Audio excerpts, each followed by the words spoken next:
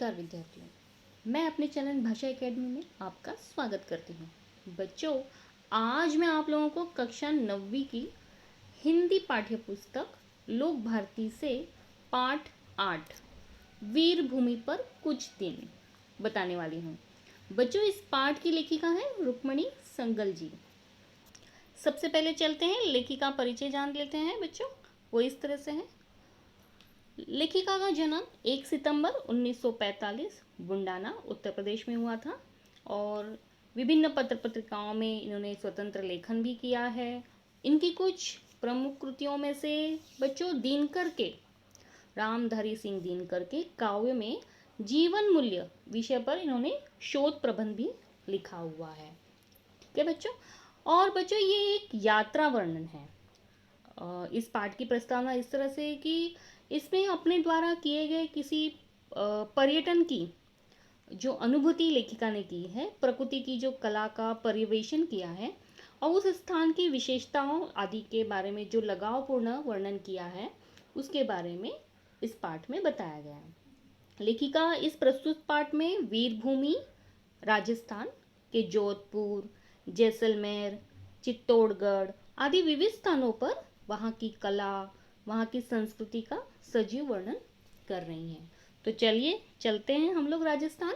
वो इस तरह से है। लेखिका कहती हैं कि हमारी गाड़ी अपनी गति से बढ़ रही थी। हम भटिंडा, हनुमानगढ़, लालगढ़ और बीकानेर होते हुए नागौर पहुँचे। यहाँ से मेड़ता पहुँचे तो लगा फिर से पंजाब के आसपास आ गए हों, क्योंकि कुछ खेत, हरियाली और पशुधन भी दृष्टिगोचर होने लगे थे। यानी बहुत सारी हरियाली और खेत दिखाई पड़ रहे थे। सायंकाल होते होते अपना गंतव्य स्टेशन जहाँ हमें जाना था जोधपुर आ गया। आज का हमारा पड़ाव था जोधपुर। सायंकाल हो चुका था। स्टेशन के समीप होटल में कमरा हमें मिल गया था। सामान वहाँ रखकर थोड़ा हम लोग तरोताज़ा हुए। 22 दिसंबर अल्पाहार कर यानी ब्रेकफास्ट कर एक ऑटो रिक्शा लेकर अपनी पहली मंजिल हमारी थी उम्मेद भवन की ओर हम लोग चल पड़े। वहाँ हम लोग ने राई का बाग क्षेत्र में स्थित है हमारा उम्मेद भवन। विश्व का विशालतम भवन है बच्चों। यहाँ पर महाराजा उम्मेद सिंह द्वारा निर्मित होने से उम्मेद भवन कहलाता है। छितर झील के पास होने से इसे छितर भवन भी कहते हैं। इसके निर्माण में बच्चों 20 वर्ष का समय लग गया था। यह भवन अपनी भव्य एवं उत्कृष्ट सज्जा से सज्जित है। इसमें ऐश्वर्य, विलास और आमोद प्रमोद के सभी साधन उपलब्ध हैं। हमने देखा कि महल के प्रवेश द्वार पर नियुक्त द्वारपाल ने बताया कि महल के 343 कमरों को होटल के रूप में परिवर्तित कर दिया गया है। एक भाग में तो शाही परिवार रहता है और होटल में प्रवेश और वहां बैठकर चाय या कॉफी का एक कप एक व्यक्ति के लिए कम से कम 1000 रुपया खर्च है। कोई आश्चर्य वाली बात नहीं। भूतल पर यानी अंडरग्राउंड पर एक म्यूजियम बनाया गया है वहां पर, जिसमें वहां के राजाओं की, उनके क्रियाकल्पों की और युद्ध कौशल की अनेकानेक जानकारियां चित्रों के माध्यम से प्रस्तुत की गई हैं। भवन का मॉडल भी प्रदर्शित किया गया है वहां पर। सब कुछ इतना सुंदर और सजीव, भव्य और मनोहर था कि दृष्टि किसी भी चित्र पर चिपक सी जाती थी, जिसे वहां से जबरन हटाना पड़ता था, क्योंकि अभी हमें अपने दूसरे गंतव्य की ओर बढ़ना था। हमारा दूसरा पड़ाव था मंडोर गार्डन। बच्चों, यह उद्यान मारवाड़ की पुरानी राजधानी मांडव्यपुर के समीप जोधपुर नरेशों के द्वारा बनाया गया था। मांडव्यपुर का ही अभ्रंश रूप है, उनका नाम है मंडोर है। यहाँ बनाया गया भगवान कृष्ण का मंदिर कला की उत्कृष्टता का प्रमाण है। चट्टानों को काट काट कर निर्मित सीढ़ीनुमा उद्यान दर्शनीय है वहाँ के। रानी उद्यान के आगे 3 तलों वाली एक इमारत है। इसकी प्रहरी जान पड़ती है। मार्ग के दोनों ओर जलाशय बने हुए हैं। उद्यान में प्रवेश करते ही वहाँ के लोकगीत, गायक अपने अपने वाद्यों पर किसी न किसी हिंदी या राजस्थानी गीत की धुन छेड़कर पर्यटकों को प्रसन्न कर उनसे कुछ दक्षिणा की आकांक्षा भी करते हैं। रानी उद्यान की बाई और पहाड़ी की एक चट्टान पर वहाँ के वीरों ने देवताओं की विशाल मूर्तियां बनाई हैं।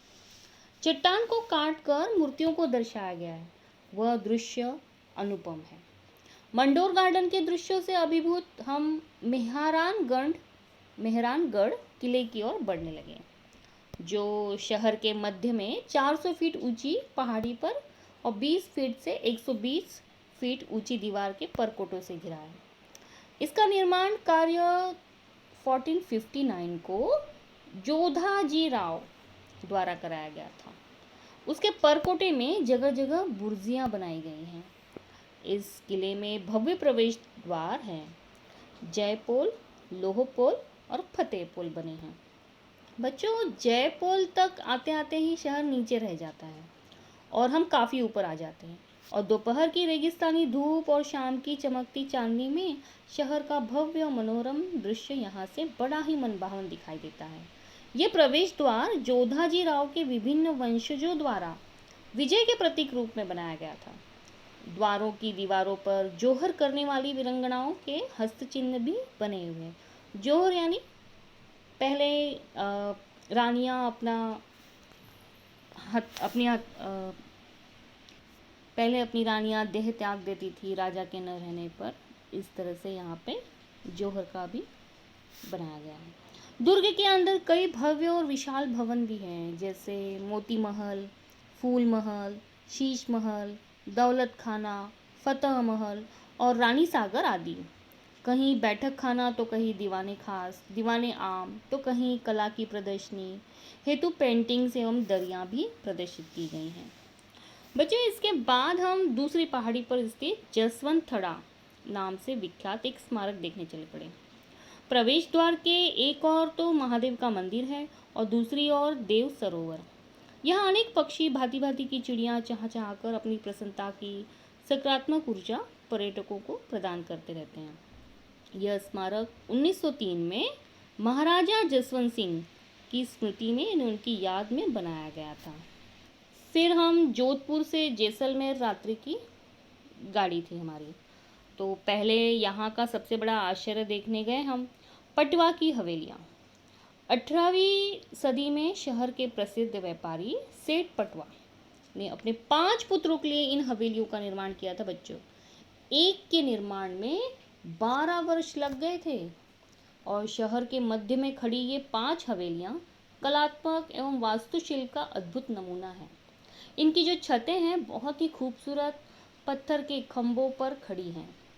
हवेलियों में पत्थर से बनी जालियों का काम भी है। कई पारदर्शक झरोके यानी खिड़कियाँ, सोने की कलम से की गई चित्रकारी, सीपी और कांच का कार्य पर्यटकों को आश्चर्यचकित कर देता है। धन्य है वो शिल्पकार जिनके हाथ और मस्तिष्क ने यह करिश्मा किया है। बच्चों, आज ही हम सम का कार्यक्रम भी था। सम एक गांव जो होटल से 11 से 12 किलोमीटर दूर रेत की चादर पर बसा है।